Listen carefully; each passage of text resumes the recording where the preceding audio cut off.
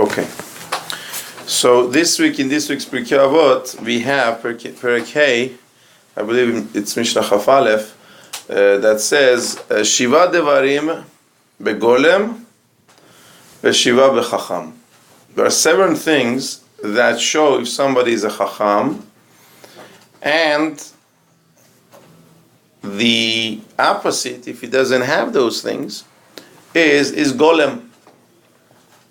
Now golem, Rambam explains beautifully. A lot of times we think golem means a statue or dam.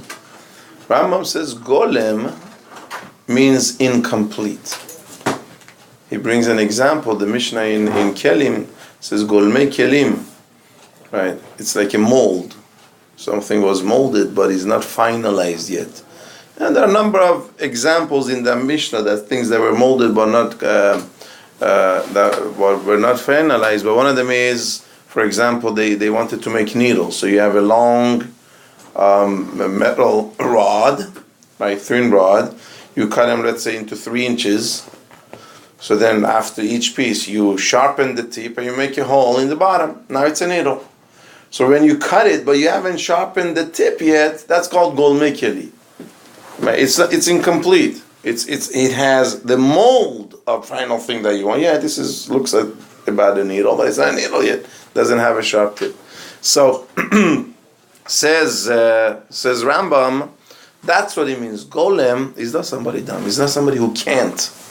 It's not somebody who doesn't have the wherewithal, the understanding, or the smarts. It's somebody who, you'll excuse me, was too lazy and did not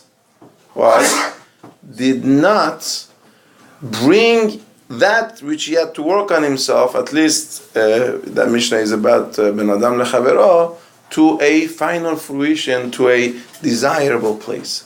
So Mishnah talks about a number of things. Mishnah talks about somebody who is matun lishma, right? You want to talk to somebody, give him a chance to speak. Don't interrupt him before you even said you want to answer him. What does that mean? That means I don't care. I don't care about the truth. I don't want to hear his opinion. It's just my opinion that I want to say.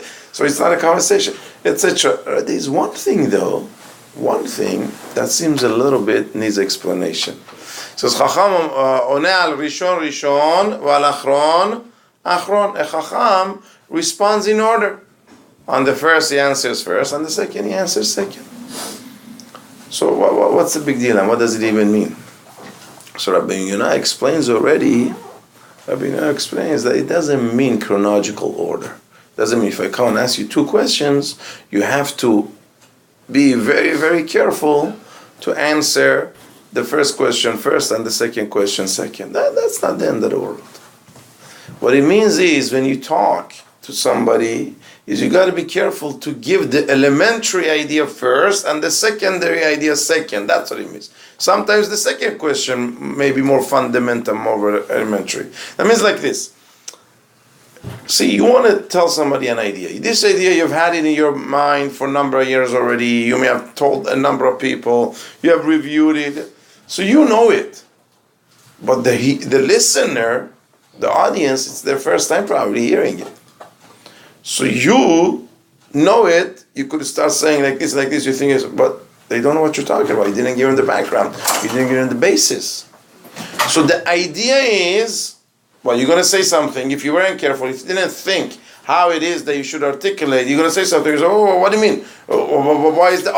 So you got to backtrack and restart again. No. Well, you have to understand that the way it works is you got to backtrack and then again, and then start all over again. So where does that come from? That comes from me not appreciating, not putting myself in the shoes of my audience, my listener. When you communicate with someone, our main focus has to be, where are they? I need to talk to them. Let me put myself there. What do they want to hear? How would they want to hear it? And do they know what I'm talking about? Do I need to get certain backgrounds? So that's what says Rabbi Yonah. That's what the Mishnah is saying. Al rishon al achron achron. That means you got to give it to them. You got to articulate it in a manner that for them it could be built up, right? And they could understand it. So it's a very, very fundamental thing, and you'll be amazed. We forget about it a lot of times. Not only in this specific way alone, in many ways. You talk to somebody, you gotta look at your audience, put yourself in them. You want to communicate with them. You gotta have them in your mind. It's not like I want to say something and I say it and they gotta hear it. That's not how our communication works. That's not how relationship works.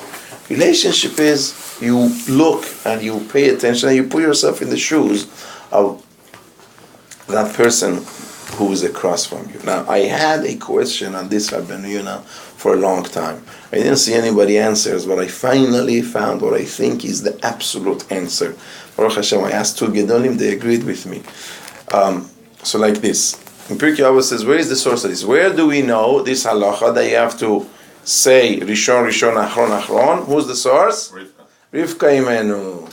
Rivka Imenu. Eliezer came and asked her. Eliezer asked her, tell me, after Eliezer did the whole test, if I'm going to ask you, I give me water, and I'm drinking, and she says, I'll give you your camels too. And so after it does the whole test, says he's taken aback. He's mishta'eh. Right? He's literally dumbfounded. Is this the one? It worked out exactly like I had said. So he's in that, and he says, tell me, who's your father? Whose daughter are you? Is in your house, is there room for us to board? Is there food available that we could come to you maybe? So Rivka answers back, I'm the daughter of Betuel.